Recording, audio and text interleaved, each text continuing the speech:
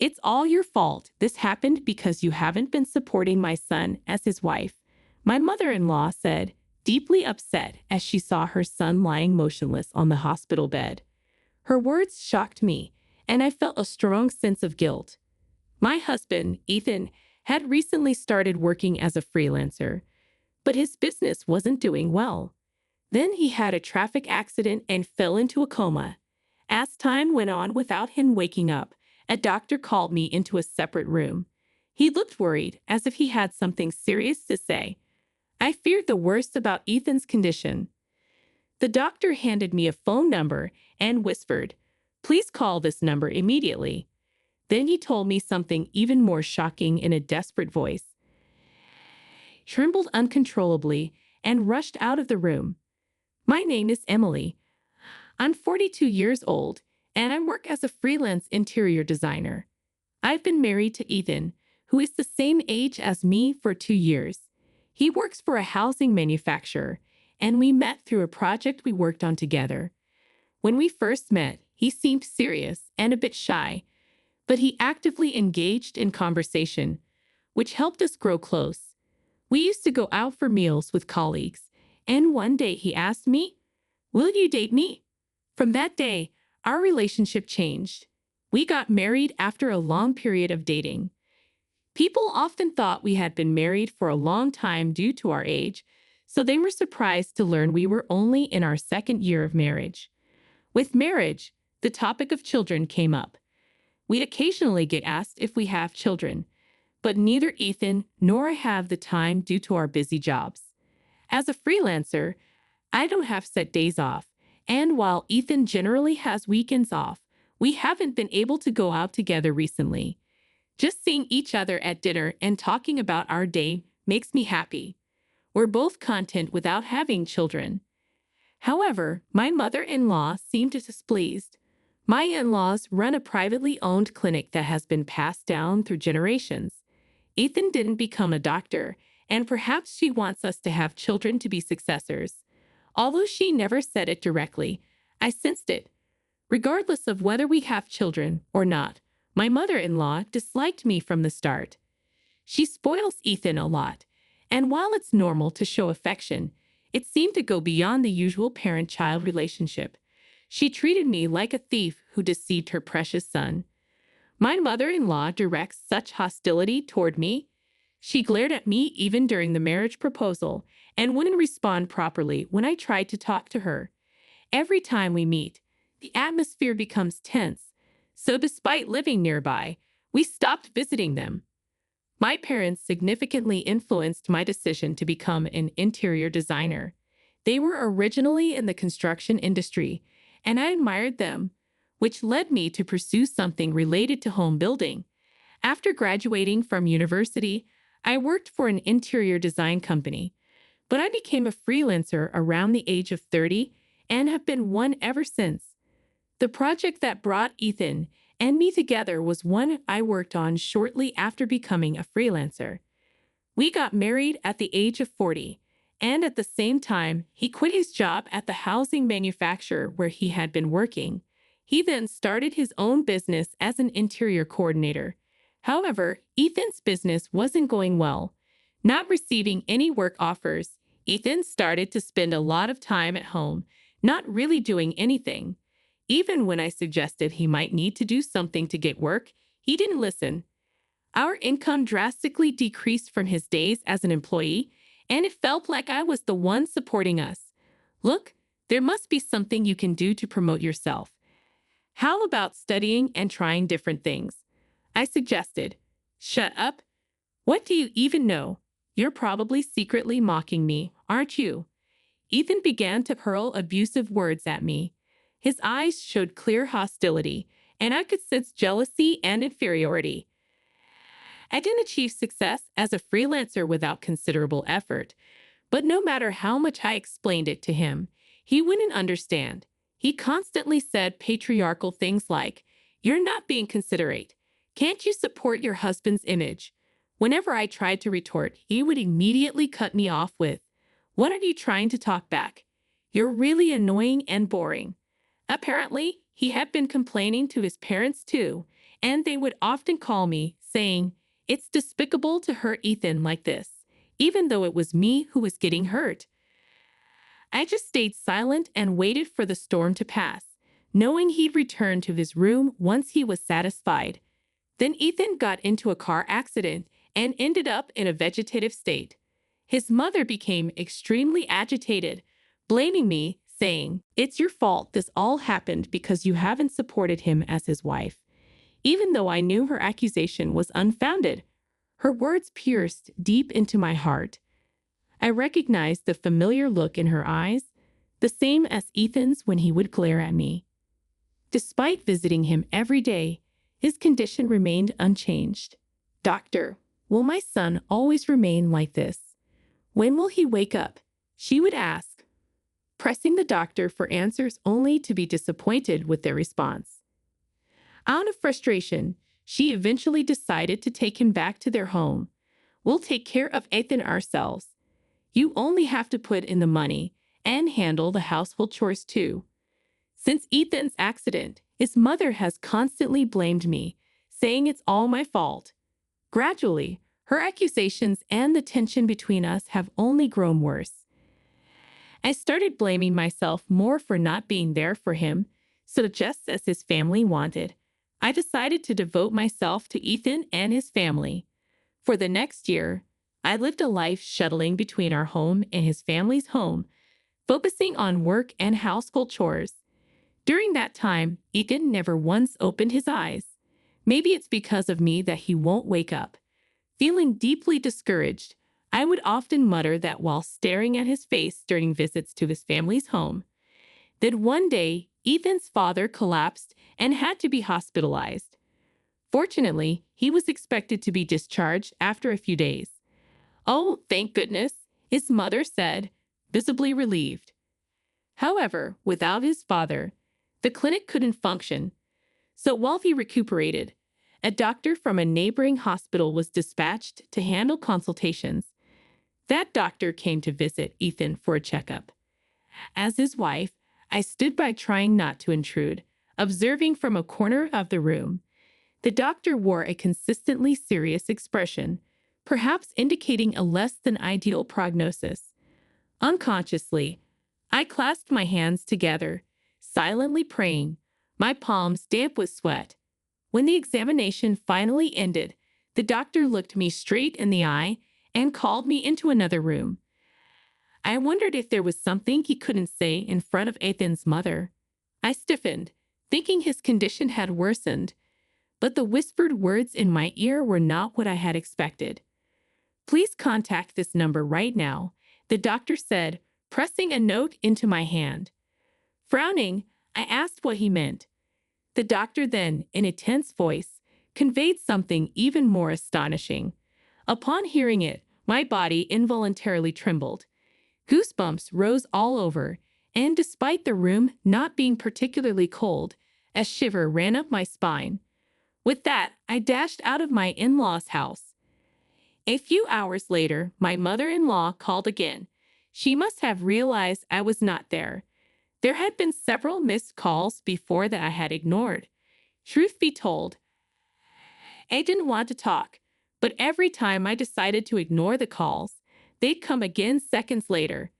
The relentless sound filled the room, feeling like I was losing my mind. Reluctantly, I answered, feeling somewhat prepared. I took a deep breath. "Emily, where on earth have you gone? The housework isn't even done." My mother-in-law's shrill voice came through the speaker of my phone. The piercing tone was so loud that I immediately pulled the phone away from my ear, unpleasantly reverberating in my head. "Come back immediately. This is unacceptable." "No, I won't come back. Not today. Not ever. And I won't be contributing any money either." "Huh? What are you talking about?" I took a deep breath and said firmly, almost as a final blow, "I'm divorcing Ethan." How long had it been? I wondered. She fell silent. It was only a matter of seconds, but it felt unnaturally long. Perhaps my uncharacteristic assertiveness was hard for her to believe.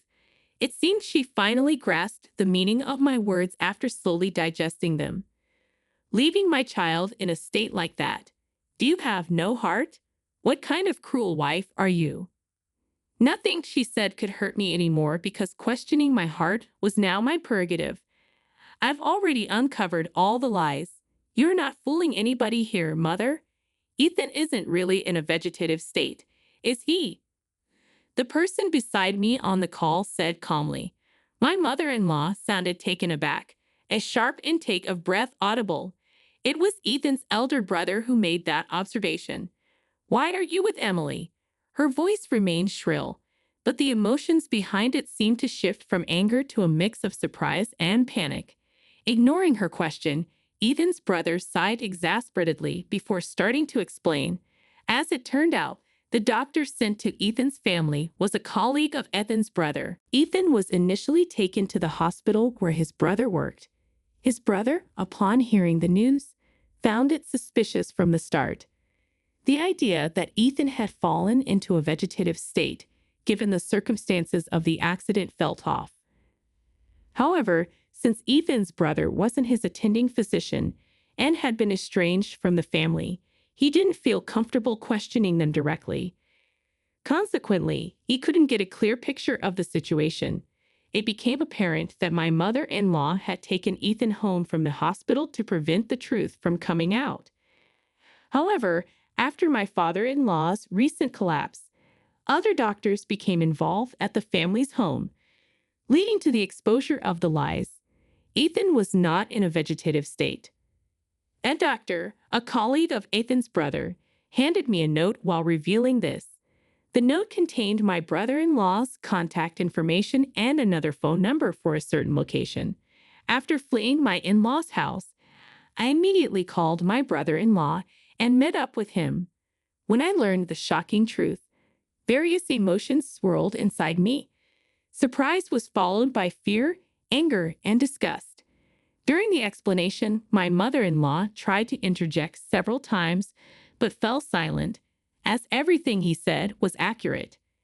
Adding insult to injury, my brother-in-law said, "The reason you were having Emily put money in is because your hospital is struggling financially, isn't it?" By your hospital, he meant the clinic my in-laws were running. A gulp was heard at those words, likely from my mother-in-law, though it seemed to come from somewhere behind her. "Ethan, I know you're listening over there," he said. We didn't miss the faint voice that slipped out. Just like I was on the phone with my brother-in-law, Ethan seemed to be watching my mother-in-law's reaction on his end. It was indeed a lie that he was in a vegetative state. Along with disappointment, there was a sensation as if the remaining affection for him inside me was swiftly disappearing. With my mother-in-law now silent and Ethan muttering, "Herm, I can explain," repeatedly to evade telling the truth, I hung up the phone. Several days later, I visited my in-laws' house with some people, despite declaring over the phone that I wouldn't come back. I sighed at finding myself there again, but it couldn't be helped. There were things that needed to be done. Besides, I wasn't alone, so I could confidently step into the house. I reflected on what my brother-in-law's colleague had whispered to me a few days ago. The contact information I was given included not only my brother-in-law's, but also the police's. Before taking my mother-in-law's call, I had immediately filed a police report. At the front door, I saw familiar sandals and sneakers likely belonging to my in-laws, but among them was a distinctly different pair of women's heels. Of course, they weren't mine. After a glance, I took off my shoes and headed straight to Ethan's room, or rather, where he was supposed to be sleeping. Well, pretending to be asleep would be more accurate. There my mother-in-law, freshly discharged father-in-law, and a young woman who appeared to be a nurse were surrounding Ethan's bed. My mother-in-law and that woman were each holding one of Ethan's hands. I knew the truth. That woman was actually Ethan's affair partner, Sarah, a 29-year-old a decade younger than us. The investigation was complete. She must have been meeting Ethan when I wasn't around in my in-laws' home. I guess my in-laws were in on it too. I felt like laughing at the sight of Ethan breathing regularly in his sleep, but held back. It didn't matter anymore since the lie had been exposed when I made that call. He should be fully conscious and able to hear and understand what's being said. I took out the divorce papers and held them out for everyone to see. Ethan, let's get divorced, I said. At that moment, his eyes snapped open. He must have been listening all along. He quickly sat up, abruptly crawling out of bed and clinging to my feet. No, I don't want to break up, he pleaded. I couldn't help but let out a mocking laugh as I watched him beg. It was almost amusing to see his affair partner watching with despair on her face. From Sarah's devastated expression, it was clear Ethan had been whispering sweet nothings to her, telling her she was the most important person in his life. It was incredibly selfish for him to now claim he didn't want a divorce after all that had happened. How irresponsible of you, I said. Exactly fulfill your duties as a wife. Don't be cheeky, my in-laws yelled, trying to intimidate me into obedience. But their efforts were futile. I had no intention of dealing with them ever again. Enough fooling around, my brother-in-law rebuked them in a low voice. He had been silent until then, but it seemed he couldn't bear it any longer. Do you think there's a woman out there who would be a wife to someone who pretends to be in a vegetative state to cheat and scam money? If you want a wife so badly, why not have that woman instead, since she's come here so boldly? Both mother and father must be so happy, right? I fired off questions one after another, but no one could answer. They just bit their lips and looked around, visibly troubled. They wouldn't be able to do as they pleased anymore. Talking about a new wife, life, or the future was pointless. Give up already, I said. This house is surrounded by the police. When my brother-in-law quietly informed them of this, everyone looked up at once, turning pale with despair. The sound of teeth chattering echoed in the room as they realized the full extent of their actions and the consequences they would face. I had solid evidence of the financial exploitation by my in-laws and the verbal abuse I had endured, which I submitted to the police along with my report. Ethan's mother and the others hurled verbal abuse at me, claiming it was all my fault and a scam to get money. From the time Ethan's income as an interior coordinator dried up and he started working on a freelance basis, he had been planning this with his parents. He had some intense insecurities towards me, thinking that if I could live as a freelancer, so could he. But it didn't work out for him at all. Frustrated with me, he probably maintained his pride by cheating with someone younger to feel superior. Don't think I don't know father also committed tax evasion, Ethan's brother said, giving their father a cold look despite his desperate denial. It's something that'll come out once investigated. When we gave the signal, the police officers waiting outside entered the room. After that, Ethan and I divorced smoothly. I didn't want to talk to him directly anymore, so I had lawyers handle all communication. Please, can we have just one more chance to talk face to face? Ethan pleaded and begged, but I firmly refused. Don't contact me anymore. I've left everything to the lawyers. With that, I deleted all of his contact information and made sure to block him from contacting me. The investigation into Ethan's father's hospital revealed massive tax evasion. Unable to pay the fine, the hospital closed down. Rumors spread among the neighbors. Hey, you know that hospital over there? Turns out they were evading taxes. Can you believe it? The director seemed like such an upright person, but who could have thought their true nature was like that? With no money to move out, Ethan and my father-in-law ended up living with my mother-in-law, hiding from the public eye. But I made sure to get back every penny they scammed from me. I ruthlessly took compensation and all the money I had given to my in-laws. I also made sure to get compensation from Sarah, the woman Ethan had cheated with. I don't know what happened to her afterward, but I heard she's working hard to repay the money she borrowed from her parents.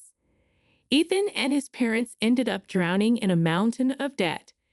Since Ethan's parents were too old to find new jobs, Ethan seemed to be working hard to support both of them while struggling to make ends meet. He worked multiple part-time jobs, giving up on being an interior coordinator. On the other hand, I decided to return to my parents' home. Despite knowing the situation, my parents warmly welcomed me without prying, and their kindness deeply touched me. I decided to help out with my parents' business at home while continuing my career as an interior designer.